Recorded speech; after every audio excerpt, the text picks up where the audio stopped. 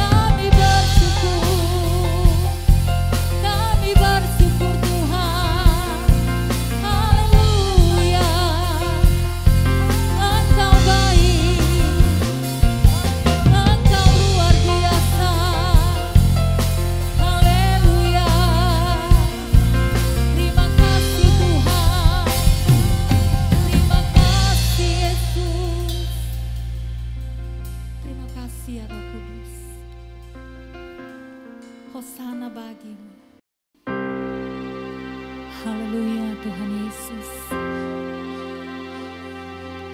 Hosana bagimu. Hosana bagimu di tempat yang maha tinggi.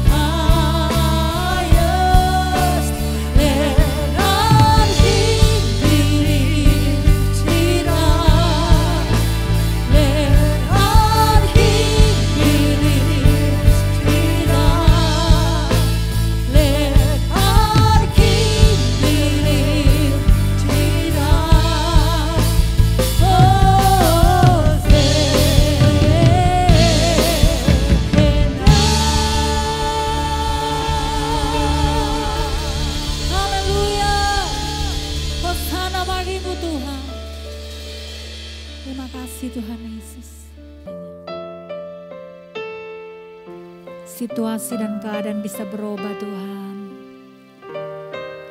tapi kasih-Mu tidak akan pernah berubah. Musim akan selalu berganti, kasih Tuhan tetap abadi, tak akan berubah sampai selamanya. Ku tetap percaya, ku yakin Tuhan memberkati,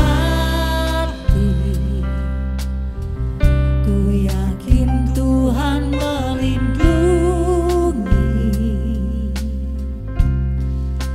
Burung di udara Tuhan pelihara, karena kasih-Nya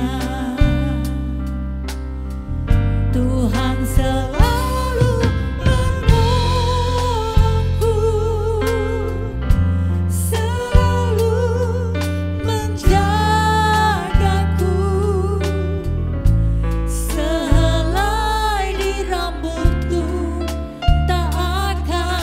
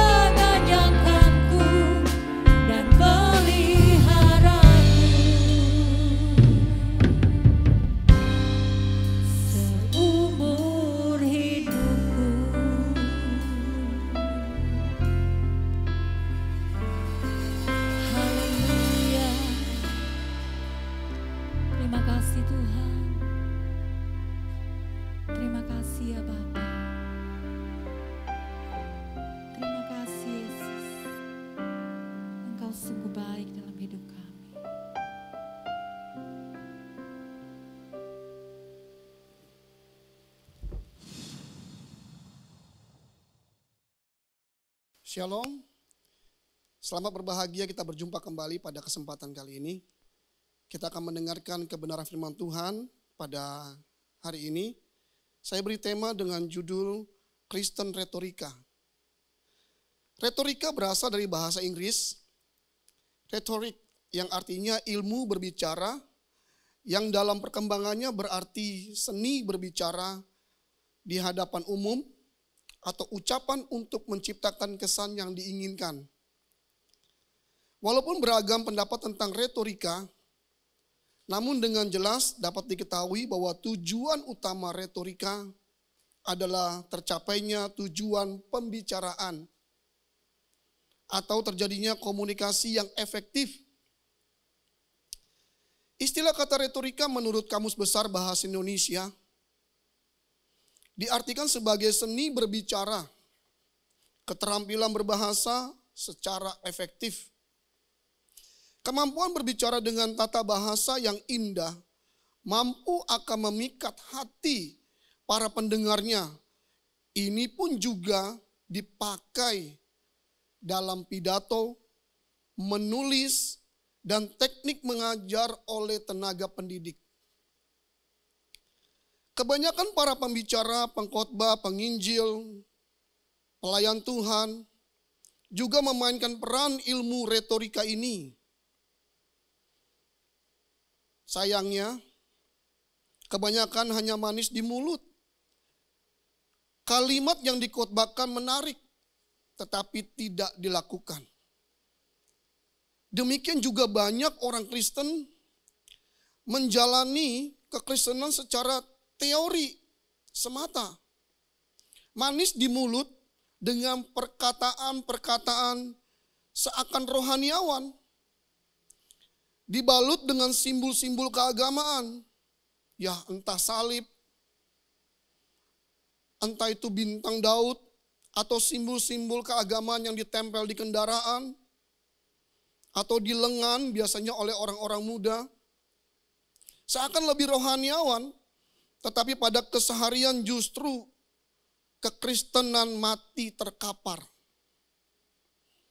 Kekristenan bukanlah agama, Bapak Ibu Saudara.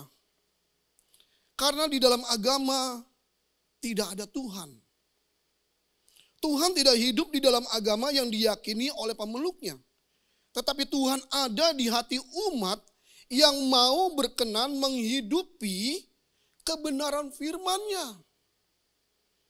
Kalau hanya sampai di perkataan, tetapi pada tindakan dan kelakuan justru lebih duniawi. Lalu apa bedanya? Perilaku orang percaya dan mereka yang belum mengenal siapa itu Kristus. Banyak orang di dunia mencibir kekristenan karena memang banyak orang Kristen berperilaku lebih buas, ganas, kejam daripada mereka yang mungkin sama sekali tidak percaya Tuhan, alias ateis. Kelakuan orang beragama mungkin teis secara teori dan ateis praktis. Secara teori memang sepertinya beragama, tetapi pada kesehariannya, pada perilakunya, dan secara praktis orang tersebut tidak bertuhan. Malah justru orang yang mengaku dengan kepercayaan yang diyakininya, bahkan mereka menganggap dirinya free thinker. Mereka lebih manusiawi. Mereka lebih memiliki moral-moral yang tinggi terhadap sesama, terhadap keluarga, terhadap rekan-rekan, sahabat, saudara yang ada di sekitarnya. Mereka lebih memanusiakan manusia. Bahkan menolong makhluk-makhluk yang lebih lemah, ciptaan Tuhan lainnya. Tapi orang Kristen, banyak saya temui. Ini bukan untuk maksud menghakimi. Tapi mereka lebih kepada keegoan semata. Bapak, Ibu, Saudara yang dikasihi oleh Tuhan, Saya mengajak kita membuka dalam Amsal 18 ayat pertama sampai keempat. Amsal 18 ayat pertama sampai keempat. Orang yang menyendiri mencari keinginannya, amarahnya meledak terhadap setiap pertimbangan. Orang bebal tidak suka kepada pengertian, hanya suka membeberkan isi hatinya.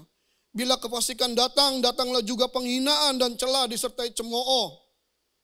Perkataan mulut orang adalah seperti air yang dalam, tetapi sumber hikmat adalah seperti batang air yang mengalir. Sekali waktu Tuhan memakai keledai Bileam untuk memperkatakan yang benar, menegur Bileam dan para pengikutnya. Tuhan bisa pakai keledai Bileam.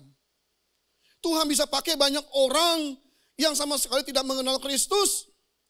Justru bisa mengingatkan kita yang sudah mengenal Kristus untuk ditegur, untuk diingatkan. Daud pernah berbuat salah, bukan? Daud ditegur oleh Nathan. Bahkan para raja-raja pun ditegur oleh para nabi-nabi. Bahkan oleh para pengawal dan orang-orang ada di sekitarnya. Tetapi seringkali manusia bebal yang menganggap saya mengenal Allah Elohim Yahweh. Saya sudah terbiasa memanggil setiap pagi. Tetapi pada pelaksanaannya dalam keseharian tidak menghidupi Tuhan. Yang hidup itu ada di dalam dirinya. Bapak, Ibu, Saudara yang terkasih dalam Tuhan. Belum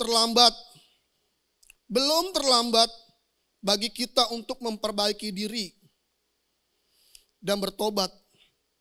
Saya mengajak, yuk back to Bible. Kita hidupi kebenaran firman Tuhan setiap hari. Tidak hanya pandai memperkatakan kebenaran firman.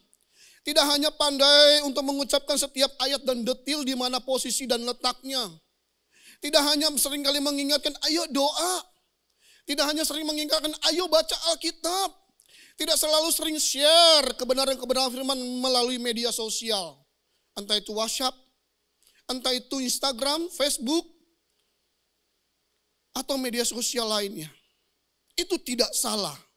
Kita harus reminder dan mengingatkan kepada saudara-saudara seiman. Tetapi bukan hanya sampai di situ. Kalau kita hanya pandai untuk menyebarkan dan mengingatkan, itu hanya retorika. Itu hanya retorika. Kepandian hanya terbatas cuma sampai di perkataan, lip service. Hanya perkataan dengan tulisan melalui chatting. Dan tulisan-tulisan literatur lainnya. Kita sebagai orang Kristen harus menghidupi kebenaran di dalam diri kita. Dimulai dari diri kita. Kalau kebenaran firman itu sudah dihidupkan dalam diri kita, maka otomatis kita akan memancarkan kemuliaan Tuhan. Kita menjadi cermin wajah Kristus. Kita akan menjadi role model Kristus, teladan Kristus dalam keseharian yang kita praktekkan, yang kita lakukan. Sehingga terpancar kemuliaan itu. Itu tidak bisa dibohongi Bapak Ibu. Saya mengenal salah seorang yang sudah almarhum, yang tentu kita juga mengenal nama ini ketika saya sebutkan. Mother Teresa. Saya belum pernah bertemu, tapi saya membaca sejarahnya. Luar biasa. Seorang yang kaya, seorang yang berada dalam kedudukan yang tinggi, meninggalkan tahtanya, meninggalkan kenyamanan hidupnya, lalu pergi menghampiri orang-orang yang membutuhkan pertolongan. Ini tidak mudah. Yang dipuja, yang dipuji oleh kalangan Budi Siddhartha Gautama. Juga beliau pun turun dari tahtanya yang sangat membuat hidupnya nyaman. Dari kenyamanan hidup, dia turun terjun menghampiri masyarakat yang papah dan marginal. Dia menemukan yang maha kuasa di atas segala hidup dan alam semesta dengan meditasinya. Dan banyak tokoh-tokoh agama lainnya, rohaniawan, mencari kebenaran itu. Lalu kita sebagai orang Kristen yang percaya kepada Kristus, Tuhan Juru Selamat yang hidup itu yang mati tergantung di kayu salib. Lalu dia naik ke surga dan dia berjanji dia akan turun kembali ke dalam dunia. Untuk menjemput kita semua. Tetapi pada pelaksanaan, pada praktiknya hidup kita. Justru hanya lip service. Hanya retorika semata. Setiap hari yang kita jalani. Hanya kehidupan yang seperti manusia-manusia lain jalani. Nggak ada bedanya. Hampir tidak ada bedanya, sama. Mungkin sekali waktu kita berpapasan, berpakaian dengan yang sama karena dengan orang lain yang juga membeli hal yang sama yang kita gunakan. Cara hidup kita mungkin ketika bangun pagi yang kita cari hanya secangkir kopi atau teh atau susu. Atau mungkin air putih segelas atau 2 gelas. Makanan, snack, dan sarapan yang kita butuhkan setiap pagi. Lalu menjelang siang kita makan siang. Lalu menjelang sore kita makan sedikit snack. Dan sore malamnya kita makan malam bersama. Lalu mulai menjelang malam kita mulai istirahat, tidur. Besok bangun pagi kita mengulangi itu kembali dan terus menjadi rantai kehidupan kita setiap hari. Lalu bagaimana ketika kita datang kepada Tuhan dan dipanggil untuk berpulang? Apakah benar-benar Tuhan sangat ginosko kepada kita, mengenal kita? Karena kita cuma hanya lip service. Kita hanya kembali kepada perkataan-perkataan yang sepertinya membangun. Di ayat yang ketiga dari Amsal 18. Bila kefasikan datang, datanglah juga penghinaan dan cela, cemooh. Orang fasik tidak salah. Justru orang-orang fasik itu lebih mengutamakan hal-hal hidupnya yang lahiriah. Ya itulah hidupnya. Tapi kita yang sudah mengenal kebenaran, kita harus jauh lebih baik. Orang-orang Farisi pun juga demikian yang menekankan soal kekudusan. Mereka pun juga tidak salah dengan cara pandangnya sendiri. Tapi kita yang sudah mengenal kebenaran, kita harus lebih benar dari cara hidup orang dunia. Bapak, Ibu, Saudara yang dikasihi oleh Tuhan, kita harus benar-benar menanggalkan manusia lama kita. Tidak hidup hanya dengan perkataan yang baik, mengucapkan salam, lalu memberikan pujian, lalu perkataan firman yang keluar dari mulut kita. Itu tidak salah. Tapi seringkali itu semua cuma lip service. Cuma hanya sampai di bibir, cuma hanya sampai di mulut dan lidah yang mengatakan itu secara tegas. Dan sudah mungkin terbiasa. Tetapi pada prakteknya kita tidak menghidupi kebenaran firman Tuhan itu. Sayang sekali. Andai kalau Tuhan memakai benda-benda yang ada di sekitar kita bisa berbicara. Mungkin mereka akan menegur kita. Cara hidupmu salah. Tuhan bisa memakai keledai Beliam untuk menegur dan mengingatkan. Kita suka mencari keinginannya di ayat yang pertama dari Amsal 18 ini. Mengapa? Meledak dengan segala pertimbangannya. Lalu berusaha untuk melakukan apa yang dipandangnya baik dan dipandangnya benar.